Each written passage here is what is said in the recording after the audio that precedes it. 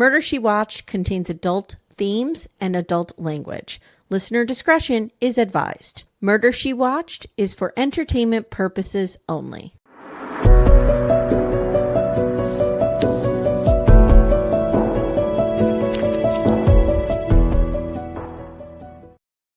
What'd you think of that, Fancy? Ooh, I like that. That's something, right? Yeah, look at you Yeah. with the tech skills.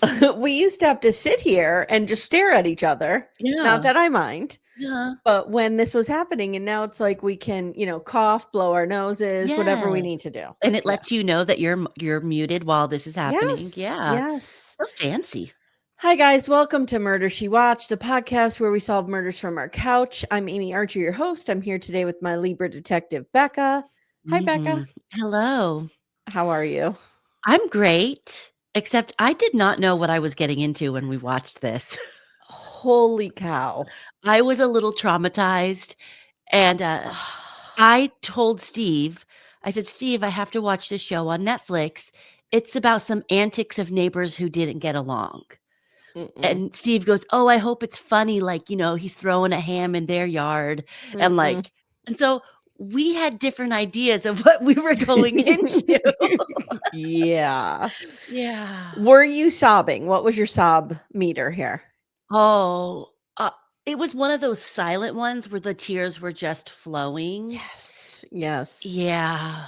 It was a lot when that little boy was like, I have a broken heart. Oh, I could cry now talking about it. Oh my God. This case, I have to tell you, when I was telling my mom about it, I did not want to spoil it. And I should say we're doing The Perfect Neighbor 2025 Netflix. Okay. When I was telling my mom about it, I didn't want to spoil anything. So I was like, well, it's kind of about this community in Florida, and there's a problem in the neighborhood and it's escalating and somebody gets shot. And she goes, oh, is this like when that lady went over to knock on her neighbor's door and she shot her through the door and went to jail? I'm like, Mom, that's the exact case. My mother is up on so much with the true crime. Yeah, I'm impressed because I had not heard of this, unfortunately, at all in our news here. I had heard a little bit about this just because I follow and am so tapped into the gun reform community. So there's a lot about stand your ground laws that you and I are going to talk about at the end. We're going to go into overtime on Patreon. So if you want to, join us there, where we are going to talk about some of the stand your ground stuff and what that means and what it is, we're going to do that over on Patreon. Link is in the show notes. But yeah, so I kind of knew, but I didn't know. Yeah. So I need to ask you, okay, because I had some complicated feelings about some of this. I did as well. Yeah, and I need to ask you what you thought about A, that it was just all body cam footage, and B, them showing the kids finding out. I think it being just body cam footage, to me, it put me on edge a little. Like I was waiting for something to happen from the very first moment. I And agree. I also wasn't sure what I was going to see because it was body footage. I was worried what we were going to see because it was body footage. Was it going to, I didn't know. And I didn't know what was going to happen, but I knew it put me on edge, I felt. So the director, I watched a little interview with her. Her name is Geeta Gandbir, I think her last name is. She is a friend of the family.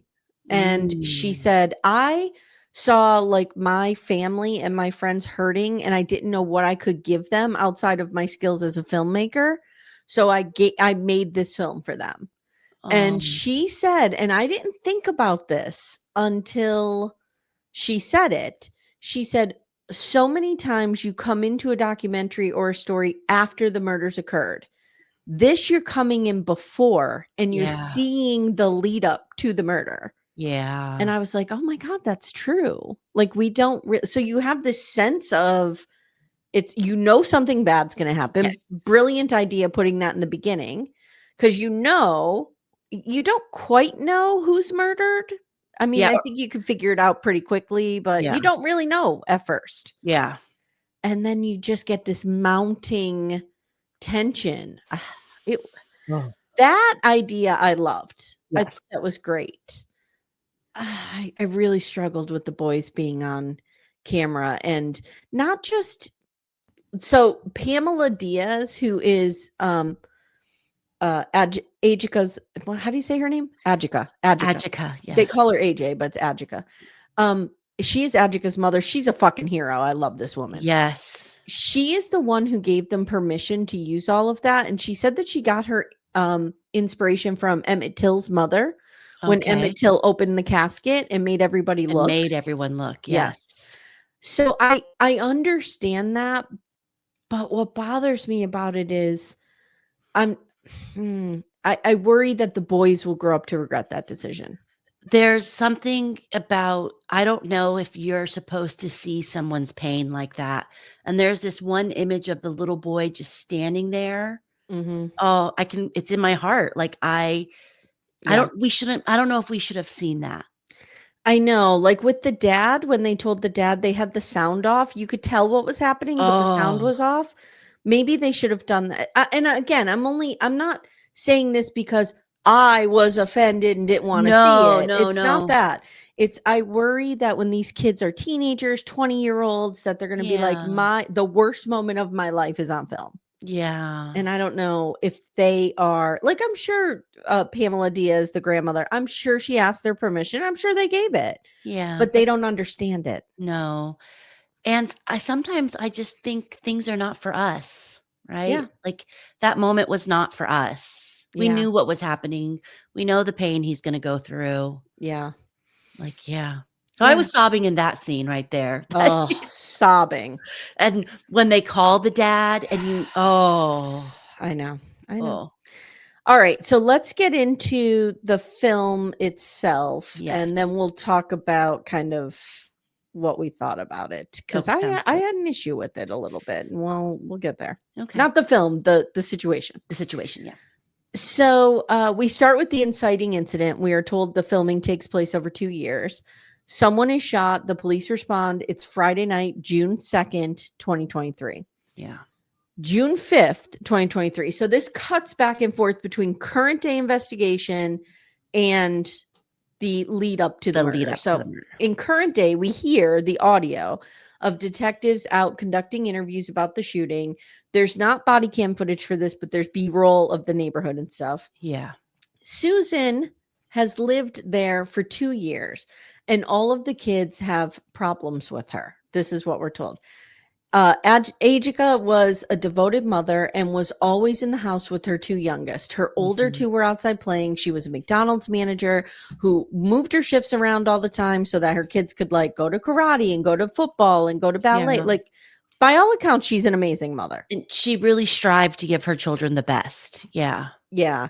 And so we kind of get a little bit of the neighbors' opinions about what was going on. And all of them are pretty much like, Susan was a fucking problem.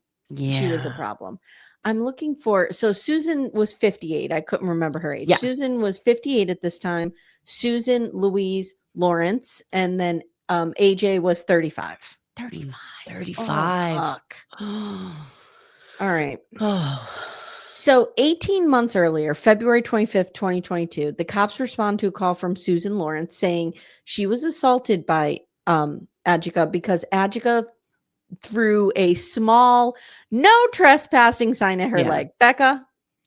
I think she threw the sign and it happened to hit her. I don't think she threw that sign at her, but I don't think she cared if she did hit her. You know what I mean? The best part is they go over to this other mom. This other mom is like a Oh, ride or die, I right? love the other mom. Like Yes. Ajika could do whatever she wants. This other mom is going to fucking stand by her. She's going to Yes. defend her. And so they're asking the other mom, and she's like, yeah, she just like kind of threw it behind her. And the daughter's going, she threw it right at her. And the And mother's she going, goes, shut "Shut up. up." Nobody's asking you. I love when kids like rat out parents. And that's also what's good about this documentary is you're getting the body cam of just the day-to-day conversations with the Yeah. kids too. Yeah. And you're just not getting the adult side of what's happening, you're getting the Mm-mm. kid side of what's happening too. Yeah. And you meet these kids and they're all kind of cool. Yes. Like, they're all pretty funny, pretty smart. Like, I really like this group of kids. Yes. So, Susan says, they walk their dog over here. They let the dog poop. It clearly says no trespassing.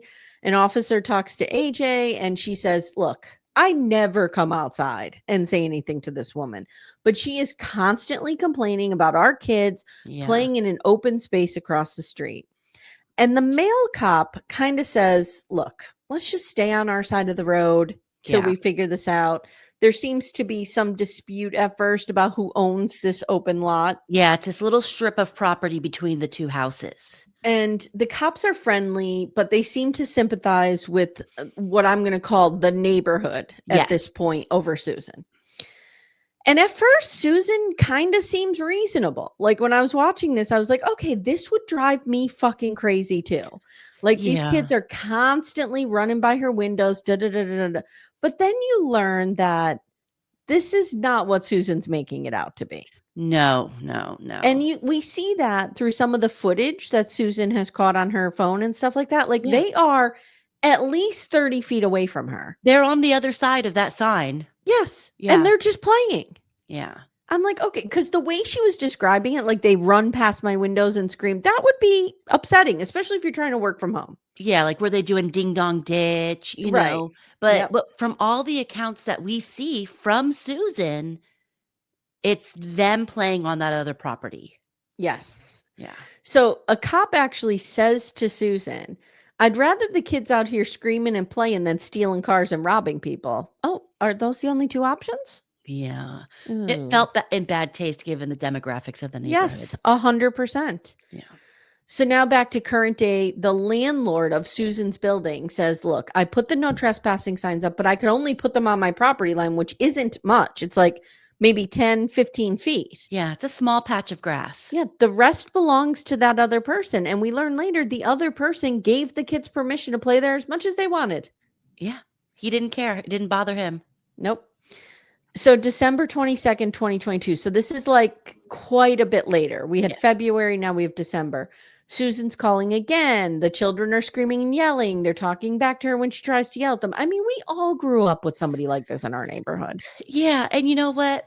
I'm not going to say the kids were perfect angels because they probably did go nanny, nanny, boo, boo. Of course. Yes, I would. Which we would have too. Yes.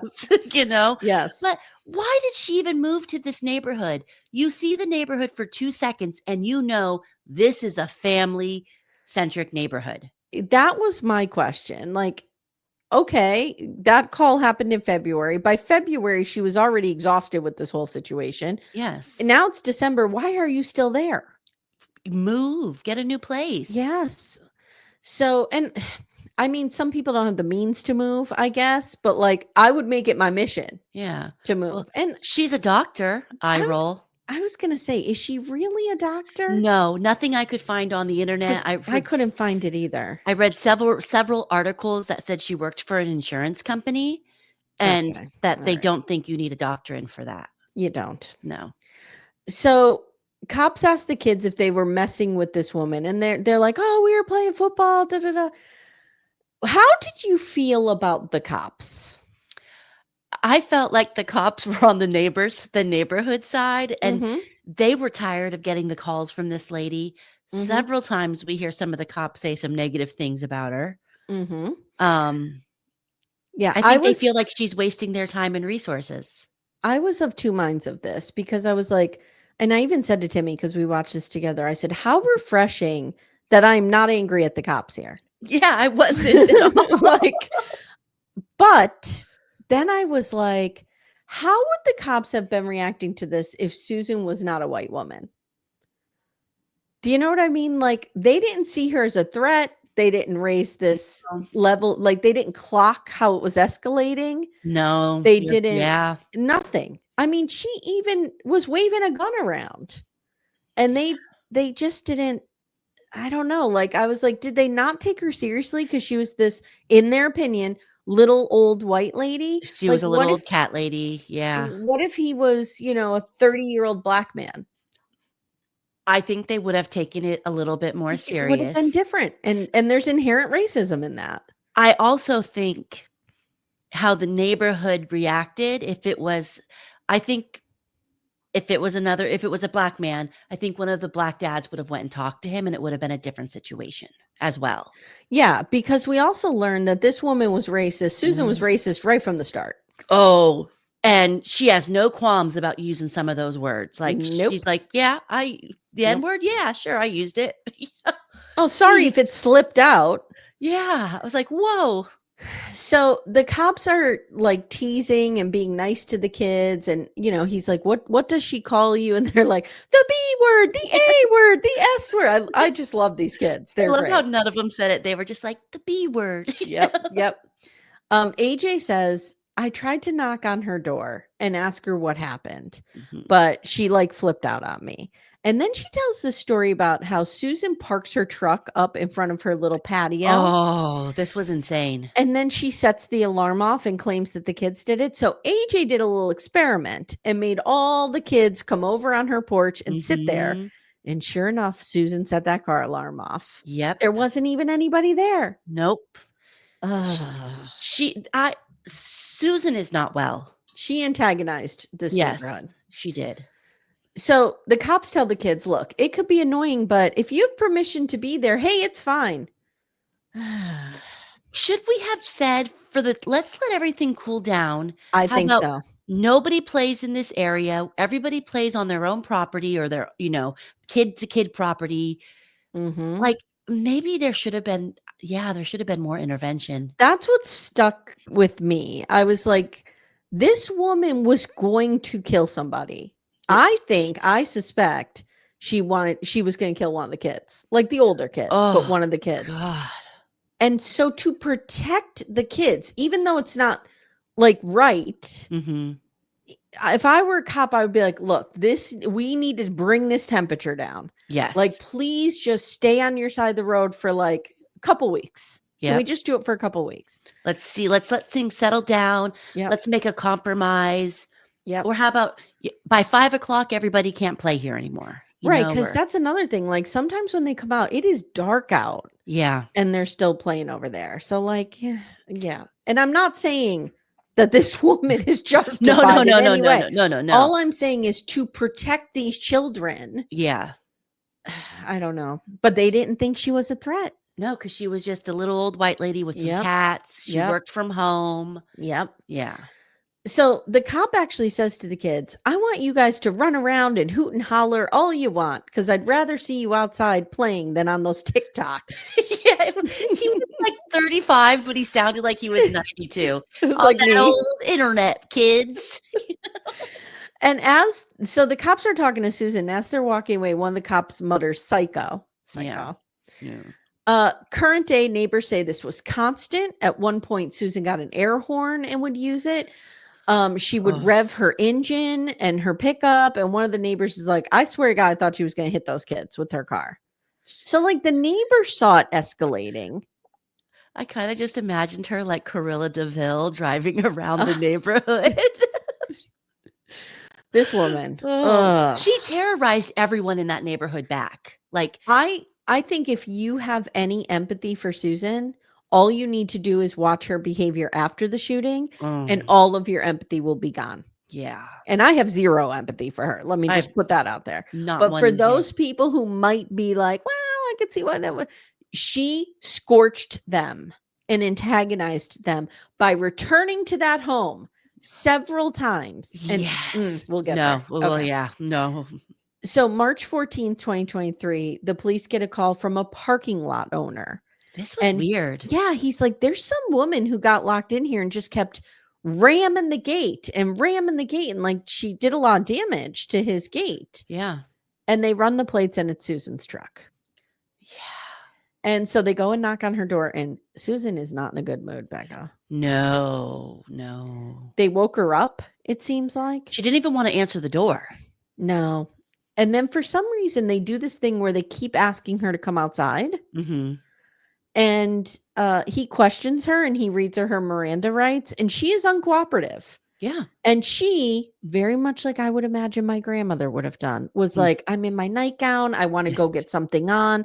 Like, I do think they should have let her put a robe on or something. She is a woman of a certain age. Yeah, and you're being filmed. Yeah. I don't think she thought it would end up in a Netflix movie. Not everyone in the world would see it, but No. So he's like, okay, she doesn't want to cooperate, and he's like, okay, well then we're just gonna go. The guy's gonna pick you out of a lineup. We're gonna arrest you. yeah. And suddenly she's like, no, no, no, no, no. Oh, I suddenly remember. I know what happened. I Yeah. was taking my medicine, so I couldn't respond. And, then she goes into this background of domestic violence and sexual assault. And she says being locked in there made her panic. Mhm. Current day, somebody's telling the police that Susan would come out and scream. And oh, the language, this lady says. Yeah. And she said she would say the F word. She would say the B word. She called them slaves and said, this is not the Underground Railroad. That was could you imagine saying that to a group of kids? Like, No. who talks like that? Like, and she called them the R word all the time. Like, All the time. like All the time. who talks like that? if this is so miserable for your mental health to live there, Get the you fuck out. need to move. Mm-hmm. I'm sure the landlord would have given you any security deposit back Yes. that you put in. Yes. I'm sure the police department would have held a fundraiser for your first month's rent for your new place. Yes, absolutely. They would have done anything they could have to stop going out there 2 times a week. Yeah. Okay, so April 25th. So this is getting more frequent now. We're Yes. ticking up. And you can feel it too in the Yes. documentary. Yep. The cops respond to a call that the kids are trying to put their dog in Susan's truck. Yeah. Susan's taking pictures of them. The kids call her a Karen Yeah. because the cops pull up and they're like, "Are you guys like looking for a puppy or something?" And they're going, "Oh, that Karen called." Like they and a lot of times the parents knew the cops were coming, so they're waiting outside for the cops. Yeah, To like, yeah. The dad says, one of the dads, so this was kind of funny because one of the dads is talking to the cop and he's like, these kids couldn't even lift this dog. It's like a standard poodle. And the kids are like, she thinks we're trying to steal her truck. And one of these cute little girls goes, we're 11. I love, we don't even know how to drive. The kids are really cute. They're really cute. And the cops are like, you're just a bunch of kids. It's fine. It's fine. But there's one cop in this particular response who it might be his first time here. Are you new? He might be new. Yeah. Because he's kind of like, well, she says that they're running past your window screaming and they're like stomping on her signs and calling her names. And he seems like, this is not good. Yeah, like what's going on here? And the other cop is like, dude, let me educate you on this. Yeah. She lives amongst kids. I mean, look at this neighborhood. And she is literally the only one who calls. Yeah. Nobody else does. And now the same dad, they go back to the same dad. And he's like, all us parents are so tight. I mean, I look out for these kids like they're my own. Yes. And the cop goes, what's that kid's name over there? And he goes, I don't know. He was so, he's like, we all have a bond. We are here for each other. Oh, the tall kid? Yeah, never seen him. Oh, we just needed moments of levity in this. It was so dark. And these little like interactions between the kids and stuff were so cute. Yeah. And then he has to ask one of the little girls, like, do you know who that is? And she's like, that's my brother. All right. So current day, somebody says Susan kept saying she was moving, and we do see her say that. Yeah. In like, I think so. Okay. So in the discussion with the director, and I'll talk more about that on overtime, but she was talking about how she had thousands of hours of this footage and she got it from the family's lawyers through discovery. Okay. And she had to pick and splice together. And so like, she was talking about what choices she made and stuff like that. So I'm thinking they started with that February one because in that one, Susan says, I'm moving. Yes. That was 2 years almost before the shooting. Yeah. So I don't even know why. Like I keep saying it, but if she's racist, why did she move to that neighborhood? Because it seemed to be a heavy demographic on one side that she doesn't like. And then there's so many kids. You don't like kids. Like, was she just looking for fighting with people? Like, right. How did you feel at this point where, because we're almost to the shooting, Mhm. how did you feel at this point where, like, we just had no narration? We It had was no, weird it was weird, right? because you give it your own narration then. Yeah. It gives you, I think, more freedom to tell the story in your own mind as you're Mhm. watching the body footage. Yeah. Yeah.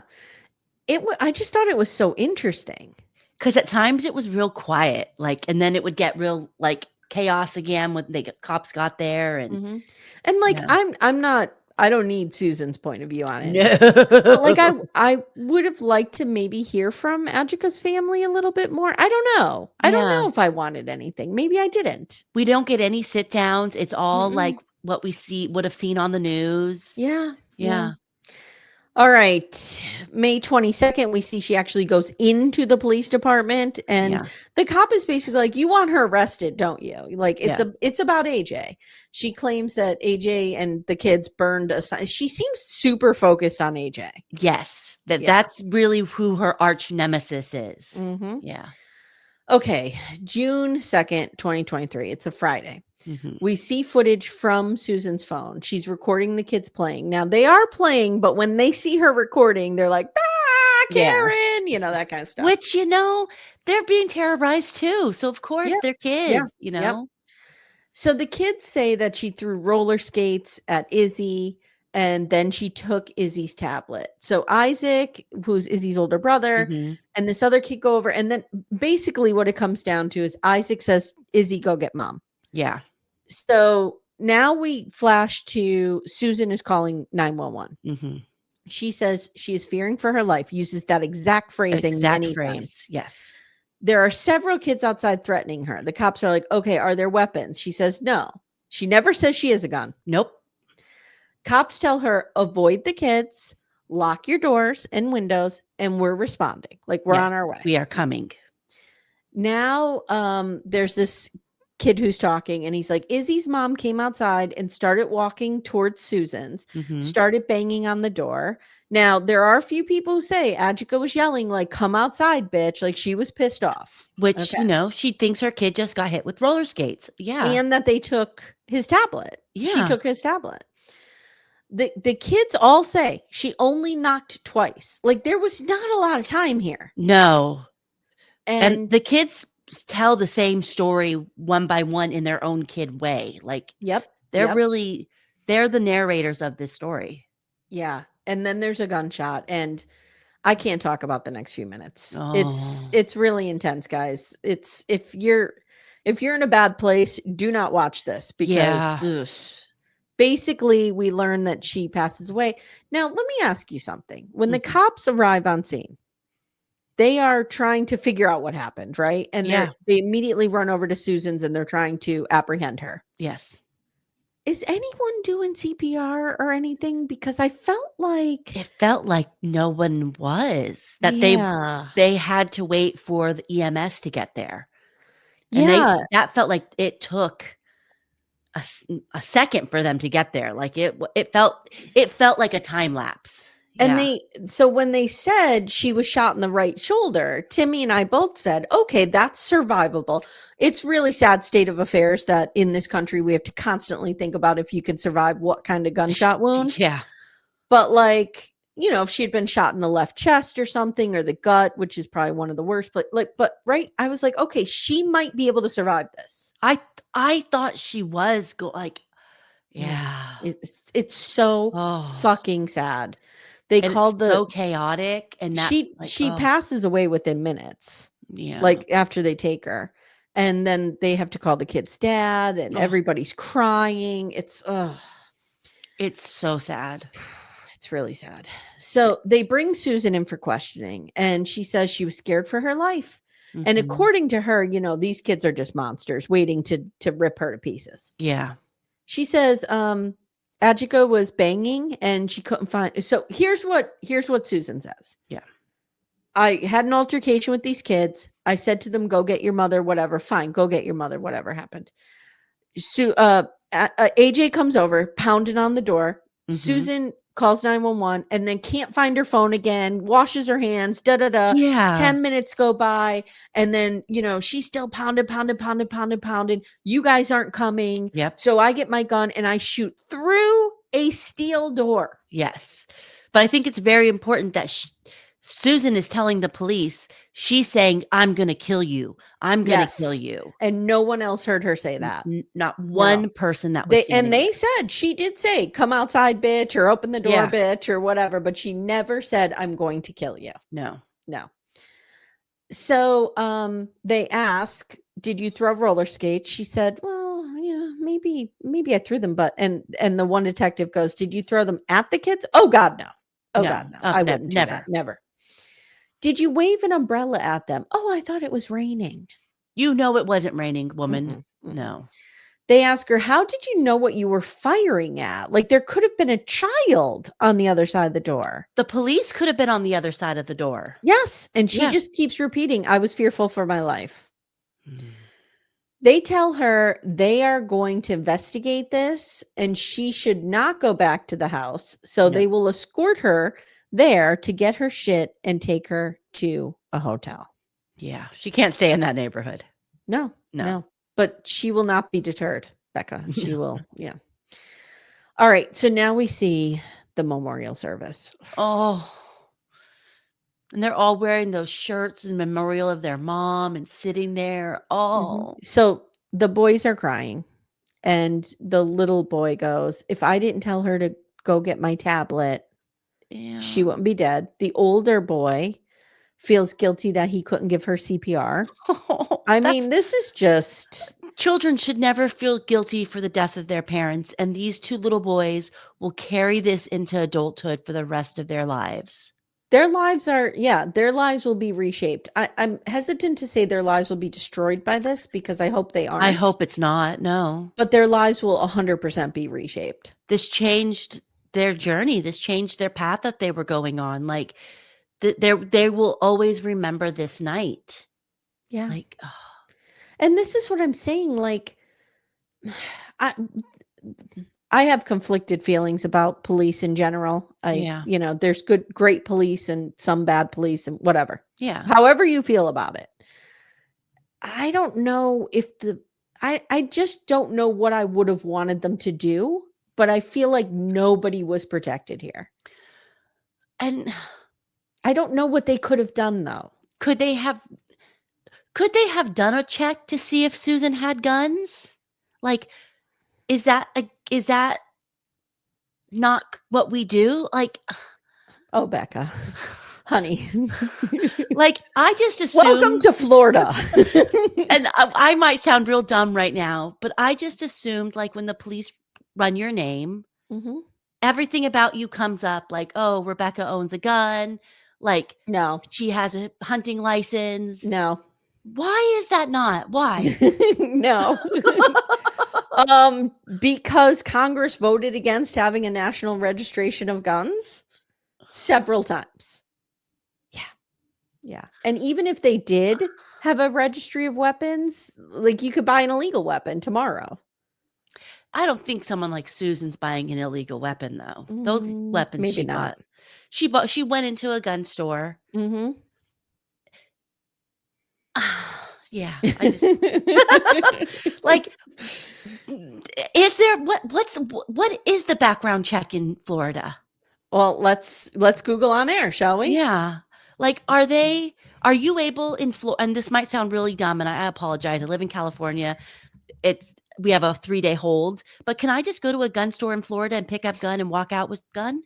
So no, the answer is no. So let's look. All right. Background check procedures in Florida. And the reason I don't know this off the top of my head is because these things change all the time. Yeah. So this is according to Gabrielle Gifford's Law Center. Okay. Florida law generally requires gun dealers to conduct background checks on buyers prior to the sale or transfer of a firearm. But here's the thing. Susan didn't have a record, so it wouldn't have mattered. Wouldn't have mattered. Yeah. Yeah. Yep. What they needed, I don't even know, like, okay, say there was a national registry and they looked up and Susan Lawrence had a gun. What are they going to do? I don't know, just let everyone know this lady has a gun. Like, let's not push her buttons. It sounds like the neighborhood knew. Because Oh. after the murder, when they're interviewing them, they're like, "Oh yeah, she was, Oh, yeah. waving a gun around." Da, da, da. So yeah. And it's just legal to wave a gun around in Florida? You can walk right now. They just passed a law that you can walk into any Publix grocery store, Publix with an X, their brand, and open carry. You could just walk around with a huge gun on your chest or in your pocket, just right out in the open. And people find that safe? Like, I'm like, sorry. Like, you guys have to see my face. Like, I don't find that safe. I don't. But there's a whole contingency of people. Yeah. There's a whole group of people that do who believe that we need to have, quote, good guys carrying guns. My problem with this is if I'm in Target and somebody comes in with this kind of gun, I don't know if they're a good guy or a bad guy because they don't have that stamped across their forehead. No. So do I run, or if I'm a good guy with the gun and somebody comes in with another gun, do I shoot them because I think they're a bad guy with the gun? Why do we all need a gun? It's a fucking disaster. It's a disaster. Like, it's, and I'm not trying. I know. Like, yeah. I know. It's a disaster. Oh. Stay tuned when I talk about stand your ground laws. Your mind is going to be blown. I can only handle so much. Okay, so June 4th, 2023. So now this is after the memorial service. Yes. AJ is shot on June 2nd. She passes away that night. The memorial service, I think, is the next day. Yeah. The community is rallying now. They're demanding justice. I don't blame them. No, yeah. June 4th, Susan is in this fucking neighborhood again. Like, she keeps coming back. And this time she's with some relatives and she's there to get her cats and someone has smashed her window. Good. And I wrote, she's with a relative who I think is her sister. Yeah. Why wouldn't you just send the sister? Go get my cats. Or why? Yeah. Like, isn't there a social worker that could do, like, anybody? Listen, if I'm in a situation where I've pissed off an entire neighborhood, yeah, I'm going to be like, hey, Becca, can you go into this neighborhood and get my PS4 for me because I can't go back there. But like, this bitch just has such arrogance and no accountability whatsoever. And it's not even like she goes in the dark of night, right? She went like in the middle of the day. Yep. Yeah. And of course the police have to go out there to fucking protect her. Yeah. Because that's, unfortunately, that is what police are bound to do. They have to protect everybody, even if they're pieces of shit. And she would not be safe alone in that neighborhood. No. June 5th, 2023, next day, she comes back again for dishes. Dishes. You get all that in one big swoop. Go to Walmart. Yeah. Buy the dishes off the shelf there. That's what I used to do. Not because I murdered somebody and couldn't go back to my home, but because I was poor and I had to furnish my house. The neighbors are fucking angry. Yeah. The cop is trying to kind of quell the tensions, and this one neighbor's like, and he and I'm sure he regretted it the minute it came out of his mouth, but he's like, can you just cut me a break here, make my life a little easier? Yeah. And she's like, make your life fucking easier. She flipped out, and I was like, good for you, girl. Yeah. All right, so now we have June 6th, and this is where I started to get very excited because I was like, oh my God, I think justice is happening. I think justice is happening. I was like, something has to happen. Like, they're moving, they're investigating, they're building a case. Yeah. When you saw up to this point, tell me the truth. Did you think she was going to get off? Because I did. Steve Steve kept saying, like, oh, she's building a case for stand your ground. And because neither of us know anything about gun laws or anything, we were like, oh, she's gonna get hidden behind this law and walk free. Yeah. Well, one of the points that, let me get into it. Okay. So Susan is questioned by two detectives, and these guys are good and they are on it. And this is where she admits that she uses the N-word. Oh, if the N-word slipped out, I apologize. Yeah. And then I'm gonna say, then she goes, this is where racism comes from, Susan. She goes, Well, I was always taught that the N-word meant you were dirty and unlawful. Yes, exactly. Yes. That's why it's racist, you moron. So she basically gives the explanation of why she uses it. Racism. Because racism. Oh, Susan. So she talks about feeling like she could not escape, how her heart was pounding. She claims it was a while between when she called the cops and when she fired the gun. Because don't forget, after she fired the gun, she called 911 Yep. to say, I just shot somebody. Mm-hmm. So the one cop goes, if we look through your computer or phone, did you do any research on stand your ground laws? Now, I don't think they had her, I don't think they had a search warrant for any of that. Oh, see, now Steve and I looked at each other and went, oh, they've gone through her computer history. See, I think they fooled her and made her think they had it. I mean, that's cops can do that. Mm-hmm. Mm-hmm. And she says, yes, I searched it a few years ago. Oh, and today. Yes. Okay. Right before I came here. He finally says, look, I know you're smart. Did you set something up here? And she cuts him off. No, no, no. I know what you're thinking. I did not set this up. And he says, we have your call logged. The time between when you disconnected from 911, when we told you we were on our way, and and this reminded me so much of Trayvon Martin and George Zimmerman, because if you remember, and I think I have this right, he called in and the cops told him, do not engage. Yep. We are on our way. And then he shot him. Yes. And that's what they told her. Do not engage. It was less than 2 minutes. When you hear that, you're just like, wow. So he goes, the one detective goes, so this means in 2 minutes, you had this altercation with these kids.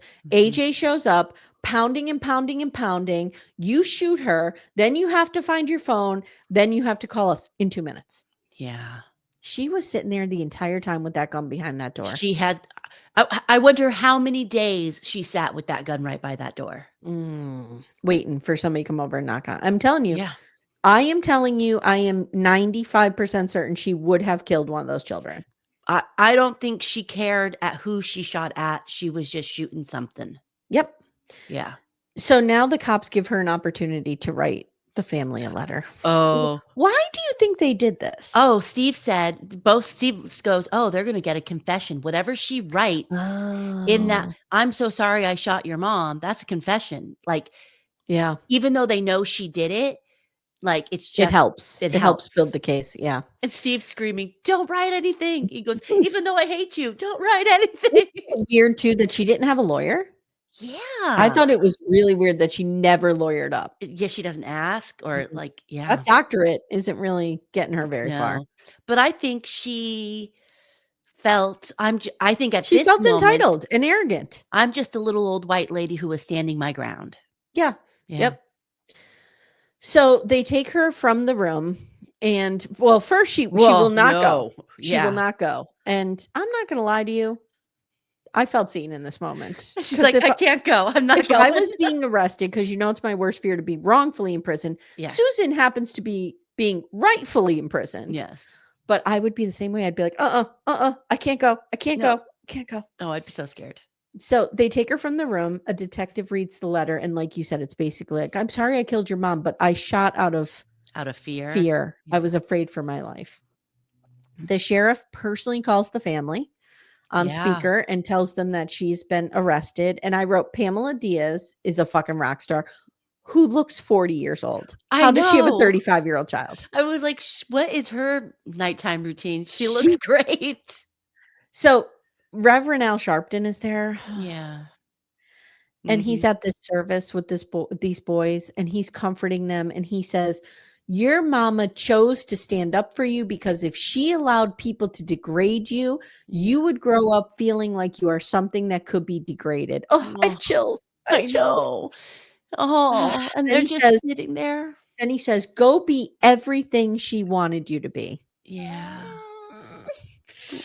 They're just crying. Oh, I need Al Sharpton to just like speak on a regular basis, like a fireside chat, like FDR used to do. Like Yeah. just get on the radio and talk. Oh, I think he does. Doesn't he have a podcast? Yeah, 100% he has a podcast. Sorry, I'll shorten.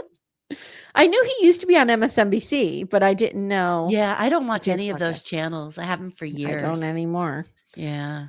Now we see Izzy, her little baby boy. Yeah. And he says the night it happened that he fell asleep in his auntie's car and he dreamt his mom appeared to him as an angel. Yeah. Are you going to cry? I might. I'm right there because it's so sad. It's so sad. And it was such a did not need to happen. She didn't need to lose her life. These boys, and she has a little girl too, and I think another little boy. Yeah. These kids loved her. Like you could see it in every movement they made. Like they loved her. Not that like if they didn't love her it would be easier, but like she was their world. And even I think it was her ex-husband. He's at least the father of the children. Yeah. He there didn't seem to be any animosity there either. Like he immediately came, where's my child? Like he cried. Like she just seemed like a really good person. Yeah. You know, I agree. And she had those kids like in sports and stuff like that. And that shit is expensive. Yeah. And it sounds like, she was a McDonald's manager, which they make pretty good money now.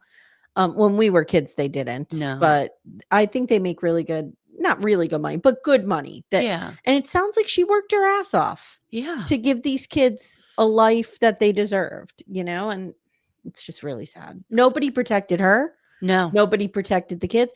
And on some extent, nobody protected Susan either. Like her life is ruined too. Yeah. I mean, fuck her, but it is. She's going to spend the rest of her life in prison. Yeah. And that, that reverberates through her family. Yeah. All right. So at the end, as the credits are rolling, we see a little bit of the trial. But first, we get some facts and figures here. Yes. That stand your ground laws have been linked to an 8 to 11% increase in homicides each year, roughly 700 deaths. And I'll be honest, I thought it would be more. I hate to say the number was low. Yeah. And this disproportionately affects communities of color, as we know.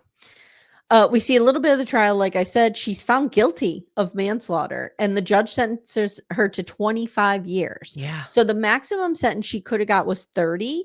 They took 5 years off for what they believed was PTSD that she may have had. So they gave her 25 years. So she'll spend the rest of her life in prison, probably, right, Becca? What is 58 plus 25? 70 something. Math is not my strong 83. Okay, so she might get out. Yeah. But I mean, I think prison ages you way more than if you were just on the outside. Were you shocked when she came out in the courtroom when we saw her? I was like, oh my God, that's Susan? She looked like a totally different person. Mm-hmm. So the judge says to her, I believe that you shot out of anger and not fear. So that's where we end. And the door was closed. Yeah. And they show when they do in the courtroom, they show the door. Mm-hmm. Mm-hmm.